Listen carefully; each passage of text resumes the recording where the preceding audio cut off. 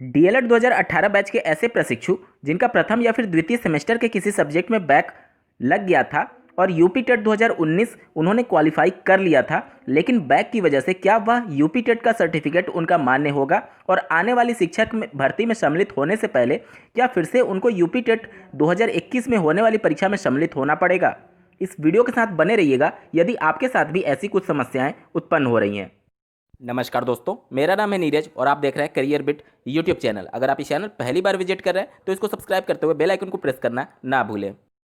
UP TET 2019 DElEd 2018 batch के लिए पूरी तरीके से मान्य है, क्योंकि आवेदन की अंतिम तिथि से पहले 18 बैच के द्वितीय सेमेस्टर के रिजल्ट की घोषणा होने की वजह से सभी अभ्यर्थी द्वितीय वर्ष में काउंट हो रहे थे और यूपी टेट की ऑफिशियल नोटिफिकेशन के अकॉर्डिंग ऐसे प्रशिक्षु जो कि द्वितीय वर्ष में अध्ययनरत हों वह आवेदन करने के लिए पूरी तरीके से पात्र हैं। इसके अनुसार यूपी टेट 2019 18 बैच के लिए पूरी तरीके से मान्य है, लेकिन अगर बात करें सीटेट 2019 की तो वह डीएलएड 2018 बैच के लिए मान्य नहीं है, क्योंकि आवेदन की अंतिम तिथि से पहले इनके सेकेंड सेमेस्टर के रिजल्ट की घोषणा नहीं हुई थी। तो सीटेट आपका मान्य नहीं है, लेकिन यूपी टेट 2019 आपके लिए पूरी तरीके से मान्य है और उसके आधार पर आप सभी प्रशिक्षु आने वाली शिक्षक भर्ती में भी सम्मिलित हो सकते हैं। लेकिन फिर समस्या यही उत्पन्न हो रही है कि जिनका बैक लगा था क्या उनका मान्य होगा? तो देखिए दोस्तों, डीएलएड का प्रशिक्षण हो, यूपी टेट की परीक्षा हो, सभी के लिए गाइडलाइंस पीएनपी को एनसीटीई जारी करता है और एनसीटीई की गाइडलाइंस के अनुसार अगर डीएलएड की किसी सेमेस्टर में एक या फिर दो सब्जेक्ट में अगर आपका बैक लगता है तो अगले सेमेस्टर में आप प्रमोट हो जाते हैं। कहने का मतलब कि अगले सेमेस्टर में आप ट्रेनिंग ले सकते हैं और उसकी परीक्षा में भी सम्मिलित हो सकते हैं। अभी वर्तमान में कोरोना की स्थिति की वजह से जो हालात उत्पन्न हुए थे और जिनकी बैक की वजह से अगले सेमेस्टर की परीक्षा देनी पड़ी थी, ये एक अपवाद वाला केस है। इसके अगर साइड कर दिया जाए तो अभी की जो वर्तमान स्थिति है उसके अनुसार एनसीटी की गाइडलाइन ये कहती है कि डीएलएड की परीक्षा में अगर किसी सेमेस्टर में आपका एक या फिर दो सब्जेक्ट में बैक लगता है तो आप अगले सेमेस्टर में प्रमोट होने के लिए पूरी तरीके से पात्र हैं और अगले सेमेस्टर में आप ट्रेनिंग भी लेंगे और अगले सेमेस्टर की परीक्षा में भी सम्मिलित होंगे। ठीक है, तो इसके अनुसार अगर आपका सब्जेक्ट बैक है, यानी कि एक या फिर दो सब्जेक्ट में अगर आपका बैक लगा है लेकिन फिर भी आपने तृतीय सेमेस्टर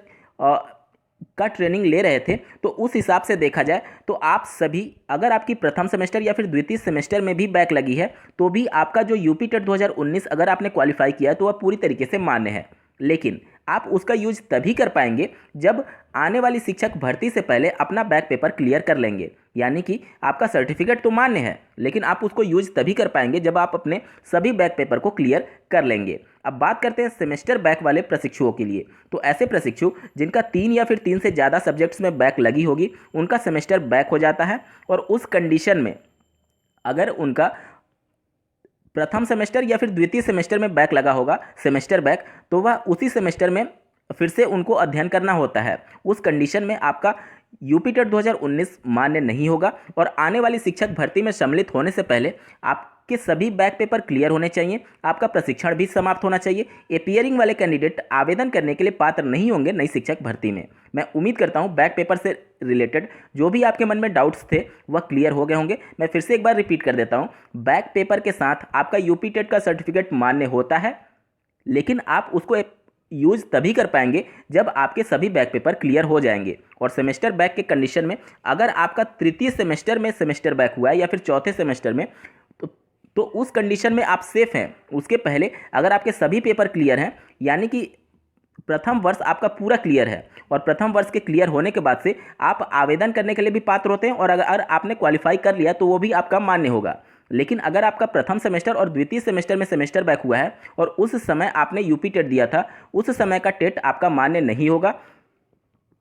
और यहाँ पर एक चीज़ और मैं स्पष्ट कर दूं कि भले ही बैक प्रशिक्षुओं के लिए या फिर फ्रेश कैंडिडेट के लिए यूपी टेट 2019 मान्य है, लेकिन मैं आपको रिकमेंड करूंगा कि आप सभी यूपी टेट 2021 में जो परीक्षा होने जा रही है उसमें भी आप सभी सम्मिलित जरूर हों, भले ही आपने पहले क्वालिफाई किया था। क्योंकि जैसे ही आपकी सेमेस्टर परीक्षाएं खत्म होंगी या फिर जो फ्रेश कैंडिडेट जो फोर्थ सेमेस्टर की परीक्षा दे चुके हैं, अगर यूपी टेट का आवेदन आप करेंगे तो एक फ्लो बना रहेगा पढ़ाई का और वहीं सब चीज़ें सुपर टेट की भी परीक्षा में पूछी जाती हैं। तो एक तरीके से आप रिवीजन में रहेंगे और आगे नई शिक्षक भर्ती की परीक्षा में आपको हेल्प ही मिलेगी, आपका कुछ घाटा नहीं होगा।